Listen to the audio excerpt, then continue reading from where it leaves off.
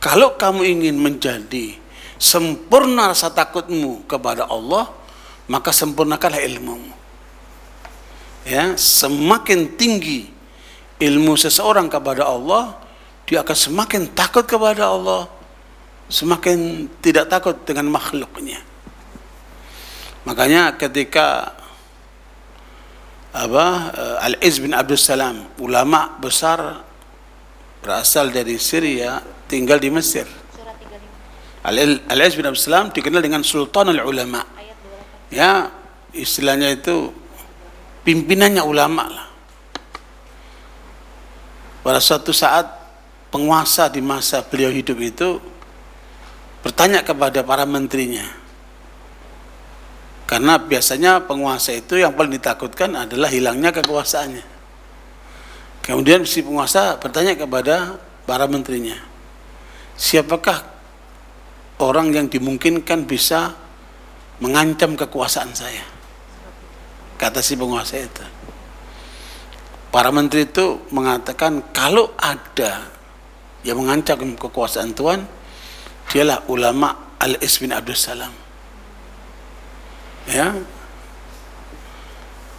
Dan di mana-mana sekarang ini banyak penguasa merasa terancam oleh apa? Oleh ulama. Ya. Itu dialami oleh Al-Izz bin Abdul Salam. Kalau begitu tangkap dia, bawa ke sini. Maka pasukan diberitakan, berangkat kalian, tangkap dia, bawa ke sini. Dan dikenal waktu itu pemimpin Mesir itu sangat zalim. Ya, tidak segan-segan untuk membunuh lawan politiknya atau yang dianggap ancaman bagi kekuasaannya. Maka Al-Izz bin Abdul Salam rahimahullah ketika didatangi oleh pasukan dan mereka mengetok pintu, dibukakan oleh anaknya, dilihat pasukan bersenjata lengkap. Komandan itu mengatakan, mana bapakmu? Sebentar, saya tanya. Udah, ayah, di luar banyak pasukan sepertinya ingin menangkap ayah. Kata ayahnya, kata Al-Izz bin Abdul Salam, apalah arti saya, orang sudah tua begini, ya kan? Tapi itulah kerakusan yang ada pada sang penguasa. Bilang sama mereka, tunggu sebentar, ayah bersiap-siap. Apa yang dilakukan oleh Ali bin Abi Salam? Beliau mandi jenazah. Jadi beliau mandi dengan niat dia yakin akan bakal dibunuh, sehingga beliau mandi dengan niat mandi jenazah. Kemudian beliau pakai pakaian putih-putih, ya kayak apa yang buat bungkus mayat, apa namanya, kafan. Beliau pakai kafan, kemudian ditutup dengan jubahnya. Berangkatlah beliau menuju ke pasukan itu, digiringlah ke kerajaan, ke istana. Sepanjang jalan beliau berzikir, berdoa kepada Allah, ya Allah, kalau ini adalah akhir hayatku, jadikanlah husnul khatimah, jadikan aku mati syahid di jalanmu ya Allah. Kemudian kalau engkau masih mengendaki aku hidup, jadikanlah sisa hidupku untuk berjuang di jalanmu ya Allah.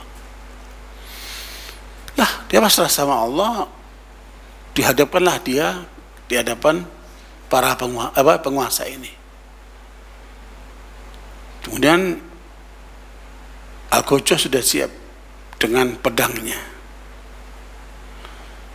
Orang-orang yang di sekitarnya, para menteri sudah angkat-angkat, ancang-ancang, pegang celananya, takut kecipratan darahnya. Karena ini akan terjadi pembunuhan secara sadis. Mereka ketakutan untuk muncrat darahnya itu. Maka lihat cara penguasa untuk menjebak Al-Izz bin Abdul Salam rahimahullah. Apa pendapatmu terhadap darah-darah yang sudah aku alirkan? Ya, ada yang disembelih, ada yang ya macam-macam lah, disiksa dan sebagainya. Apa pendapatmu terhadap orang-orang yang telah aku hukum? Maka Al-Iz bin Abdul Salam dengan gagahnya mengatakan, haddatsana fulan, haddatsana fulan, haddatsana fulan. Qala Rasulullah SAW. Beliau membawakan hadis Nabi. Ya. Beliau membawakan hadis Nabi.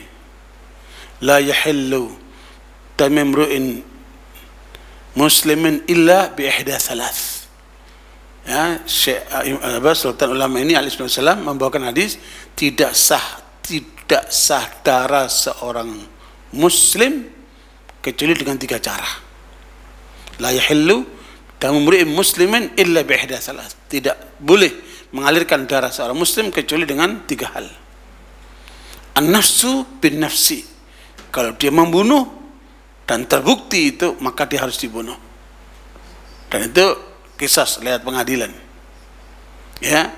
Kemudian yang kedua, as-sayyibuz zani. Orang yang sudah berkeluarga tapi berzina, laki maupun perempuan. Dia sudah berkeluarga tapi berzina. Hukum apa? Hukum rajam. Setelah terbukti pengakuan atau ada bukti. Sehingga itu putusan pengadilan. Dihukum mati dengan dirajam. Itu mengeluarkan darah. Yang ketiga, at-tariku lidinihi al-mufariq lil jamaah. Orang yang murtad, muslim keluar dari Islam, murtad dia. Ya, meninggalkan kaum muslimin. Dan itu diberikan waktu untuk bertobat selama 3 hari di pengadilan. Kalau 3 hari dia tetap dengan sikap murtadnya itu, maka dia dihukum mati. Ya, 3 itu halal darah seorang muslim. Maka Al-Iz bin Abi Thalib mengatakan, lihatlah apa yang kamu lakukan terhadap orang-orang yang telah kamu alirkan darahnya itu. Bila tidak termasuk salah satu dari 3 ini, maka kamu termasuk orang zalim dan kamu akan berhadapan kepada Allah nantinya. Dia tegasnya ulama ini. Dan sebenarnya jawaban inilah yang ditunggu oleh si penguasa ini untuk menjadi alasan ditebas dia.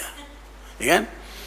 Ya. Kalau kamu mengalirkan darah mereka itu di luar 3 ini, maka kamu akan berhadapan dengan Allah Subhanahu wa taala.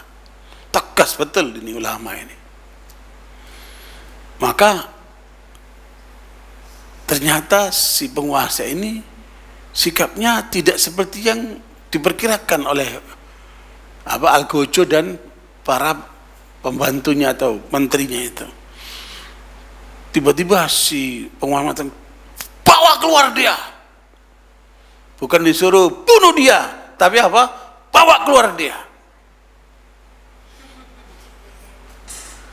Dibawalah Ali bin Abi Thalib keluar dia, sehingga tidak jadi dibunuh. Ya. Ketika di luar itu, beliau pulang, ditanya sama anaknya, kenapa kok ayah bisa selamat dari pembunuhan tuh raja? Kata ayahnya, demi Allah, aku lihat dia seperti lalat di depanku. Dan Allah tunjukkan betapa hinanya dia di depanku. Sampai seperti lalat. Dan aku hanya membesarkan Allah. Allahu Akbar. Ini dari satu sisi. Sudah pulang, dia dibawa pulang kan. Ya, dia tunjukkan, Allah tunjukkan kebesarannya. Ternyata ulama ini menganggap si penguasa itu seperti seperti lalat. Lalat itu apa? Makhluk hina yang senantiasa berada di tempat-tempat yang jorok, dan dia akan menyebarkan penyakit ke tempat-tempat lain. Makanya jangan punya sifat seperti lalat. Kalau mau punya sifatlah punyalah seperti tawon, lebah. Ya, kemana-mana dia cari yang apa? Yang bagus-bagus, saripati bunga yang diambil tanpa mengganggu bunganya. Kemudian dia proses, dia kasih madu. Ya, meskipun madu itu pasti manis, Bu ya. Cuman kalau di madu itu nggak tahu saya manis nggaknya itu. Ibu sekalian, begitulah yang dialami oleh Ali bin Abi Thalib. Nah, dari sisi lain, si penguasa ditanya oleh para menterinya, Tuan, kenapa Tuan nggak perintahkan untuk dibunuh? Al-Qudus sudah siap, kami pun sudah mengangkat celana kami untuk menghindari darahnya. Kata dia, diam kalian. Aku lihat dia seperti mau menerkam saya, seperti macan yang akan menerkam saya. Masya Allah. Ya, aku lihat dia seperti macan yang akan menerkam saya. Begitulah ketika seorang bergantung hanya kepada Allah. Jadi jangan kayak ibu-ibu itu. Ketika suaminya ditangkap polisi, mau diproses, mau apa, terus istri nangis-nangis, jangan, nanti aku jadi janda. Takut jadi janda. La haula wala quwata illa billah, Bu.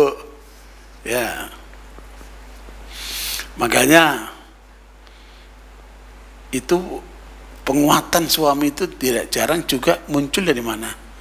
Dari istrinya. Kalau istrinya kuat imannya. Tapi kalau istrinya gembosin juga repot juga.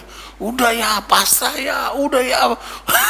Malah suruh melemah itu suaminya. Makanya ibu-ibu sebagai istri harus menguatkan suaminya dalam perjuangannya begitu.